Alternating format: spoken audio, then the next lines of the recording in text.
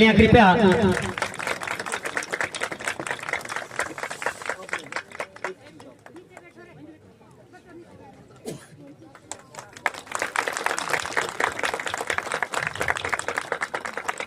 जी यहाँ है सुनीता ठाकुर तर्रार रहे।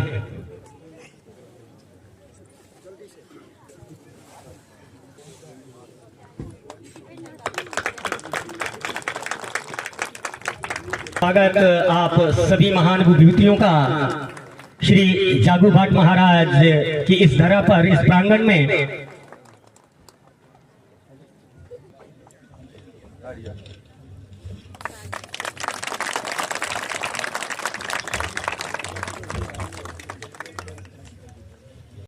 माननीय मोदी जी का लोहा पूरी दुनिया मानती है। उनके नेतृत्व में हम सबसे तेज गति से आगे बढ़ने वाला देश बने, चौथी दुनिया की सबसे बड़ी अर्थव्यवस्था बने, और लक्ष्य ये है कि 2047 तक इस देश को विकसित राष्ट्र बनाया जाए।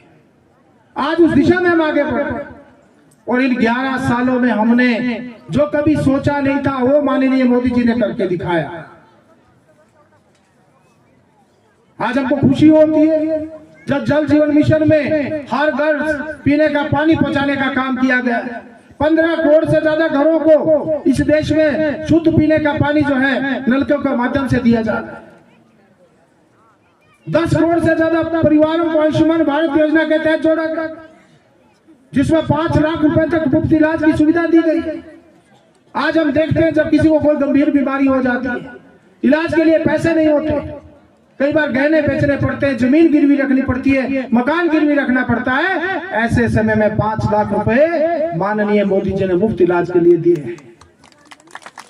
और जो 70 साल से ऊपर के हैं उनको तो चाहे बुजुर्ग माता है चाहे बहनें हैं, सभी को मुफ्त इलाज की सुविधा दी।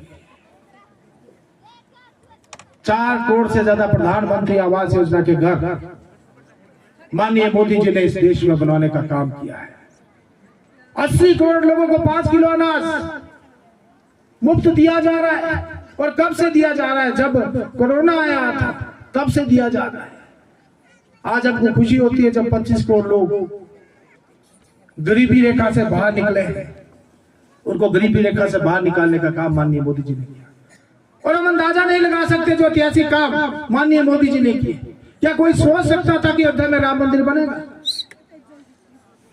हम सब के आस्था के प्रतीक श्री रामचंद्र जी, उनका भव्य मंदिर, उनकी प्राण प्रतिष्ठा का 1 वर्ष पूरे होने को अयोध्या में एक भव्य राम मंदिर का निर्माण करना, मैं समझता हूं हम सब के लिए, हिंदुओं के लिए तो बहुत बड़ा कार्य माननीय मोदी जी ने करके दिया। अगर आप अयोध्या गए होंगे तो आपने देखा होगा कितना भव्य मंदिर बना।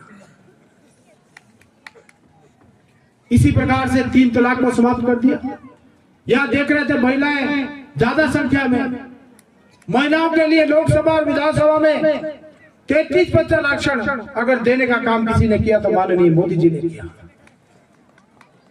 महिलाएं हमारे समाज का 50%।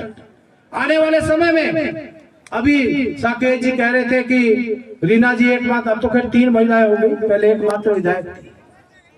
लेकिन आने वाले समय में अगर 68 ही सीटें रहती है हिमाचल में, वैसे तो सीटें बढ़ जाएंगी, अगर 68 ही रहती है तब भी 23 महिलाएं विधायक बनकर जाएंगी। 23 महिलाएं। एक एसडीएम राजगढ़ में बैठता है तो दूसरा एसडीएम सराह में बैठता है, और दोनों एसडीएम इंडिपेंडेंटली काम करते हैं। ना हमारे साथ रेणुका वाले हैं, ना हमारे साथ नान वाले हैं, ना कोई दूसरे विधानसभा क्षेत्र के लोग। 2 ब्लॉक हमारे पास है, एक ब्लॉक सराह में, एक ब्लॉक राजगढ़ में है। 2 डिवीजन, क्योंकि पहले एक ही डिवीजन होता था, पीडब्ल्यूडी का राजगढ़ में होता था, दूसरा सराह में हमने खुलवाया। आज 2 पीडब्ल्यूडी के डिवीजन है। 2 जगह हमारे बीएमओ का कार्यालय है। पहले सराह में केवल बीएमओ का कार्यालय होता था, हमने राजगढ़ में भी बीएमओ का कार्यालय खुला है। 100 बेडेड हॉस्पिटल, जिसको इन्होंने डीनोटिफाई अभी कर दिया, राजगढ़ को भी 100 बेडेड और सराह को भी 100 बेडेड किया था। पीडब्ल्यूडी हमने इलेक्ट्रिसिटी के भी 2 डिवीजन कर दिए थे। राजगढ़ का डिवीजन पहले था, सराह में भी इलेक्ट्रिसिटी का डिवीजन खोला था। अर्थात हर चीज 2 इस विधानसभा क्षेत्र में है। आज इस विधानसभा क्षेत्र में 3 कॉलेज चल रहे हैं। सिरमौर के किसानों की ओर से माननीय प्रोफेसर प्रेम कुमार धूमल जी का सबने बुजुर्ग होना, आज चाहे वो राजा वीरभद्र सिंह जी थे, चाहे प्रेम कुमार धूमल जी है, आज सबने बुजुर्ग होना है। आज उनके एहसान हम पर है। और आज मुझे खुशी इस बात की है कि यहाँ पर श्यामलाल जमीन जिगास में लगभग 1300 बीघे श्यामलाल जमीन थी और जो वापिस मिली। अगर 1 बीघा की कीमत आजकल कपिल जी कितनी है? 10 लाख से ऊपर 1 बीघा की कीमत यहाँ पर है। ये तो बोल रहे ना मेरे को जरा थोड़ा सा सस्ता करके। यहाँ तो शेरजगास में जिस दिन हेलीपैड ये क्या कहते हैं टूरिज्म का बनेगा, पैराग्लाइडिंग का बनेगा, एक बिस्वा की कीमत 10 लाख रुपए होगी। ये अरबों और खरबों रुपए की जमीन जो वापस दी है, ये भारतीय जनता पार्टी की माननीय प्रोफेसर प्रेम कुमार धूमल की, हमारी और आपकी सुरेश जी और रीना जी की सरकार ने दी है। इसलिए हमें एहसान फरामोश नहीं होगा। और आज मैं कहना चाहता हूं कि स्वर्गीय देश के जिसको कहते हैं कि ऐसे नेता सदियों बाद पैदा होते हैं जैसे आदरणीय अटल बिहारी वाजपेयी जी रहे। आज जिस सड़क के माध्यम से आ रहे हैं, ये हमारी जीवन की रेखाएं हैं, ये हमारी भाग्य रेखाएं हैं। इन भाग्य रेखाओं को और गाढ़ा करने के लिए माननीय अटल जी ने एक प्रधानमंत्री ग्रामीण सड़क योजना की शुरुआत की और प्रदेश के और देश के एक एक गांव से को सड़क से जोड़ने का जो भगीरथ प्रयास किया है, वो माननीय अटल बिहारी वाजपेयी जी के प्रयासों से हुआ है। और हिमाचल प्रदेश में माननीय प्रोफेसर प्रेम कुमार धूमल जी के प्रयासों से हुआ है। मैं मंच से अपने आप क्रेडिट लूं या मंच से कोई और आदमी किसी पछात के हर एक जगह जो कि बहुत खूबसूरत जगह हो, वो जगह हमारी विकसित हो। चाहे वो हम सेचगास की बात करें, चाहे वो हब्बन की बात करें, चाहे वो रासू मांदर की बात करें, चाहे वो पचौता क्षेत्र की बात करें, चाहे वो हम सराहा की बात करें, चाहे नारक की बात करें। हमारे पास बहुत खूबसूरत ऐसे एरिया है जिसको हमें डेवलप करना है। आज आदरणीय ठाकुर साहब जैसे अभी कह रहे थे, बहुत सुंदर बात उन्होंने कही कि बाहर से हमारे लोग आते हैं और थोड़ी थोड़ी जो भूमि है हमने लोकल लोगों ने वो बेच दी। अभी आपको मालूम ही नहीं कि आपके पास क्या चीज है, क्या हीरा है, क्या सोना है। आने वाले समय में जब आपका ये क्षेत्र विकसित होगा ना जी, अगर छोटे छोटे स्टॉल हम लगाएंगे, छोटे छोटे, आप उस समय आपको अनुभव होगा कि ये अगर हमने जमीनें अगर हमने दूसरों को बेची तो उसका हमारे को कितना बड़ा लॉस हुआ है।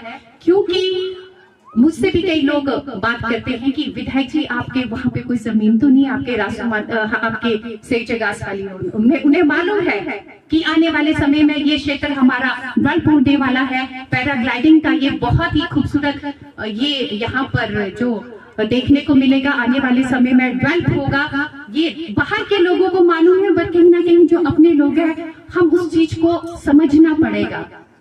और जिस प्रकार यहाँ पर इस मंच के माध्यम से कहा गया कि अभी बहुत कुछ हमें यहाँ पे करना है, बहुत खूबसूरत जगह हमारे पास यहाँ पे क्रिकेट स्टेडियम भी यहाँ पर हमारे पास बन सकता है और हेलीपैड भी आपने कहा कि वो भी यहाँ पर उसका भी निर्माण हो सकता है। आज मैं विधायक होने के नाते मैं ये कहना चाहूंगी, विधानसभा के अंदर और विधानसभा के बाहर आपके क्षेत्र के लिए हमेशा ये विधायक एक बेटी एक बहन बनकर हमेशा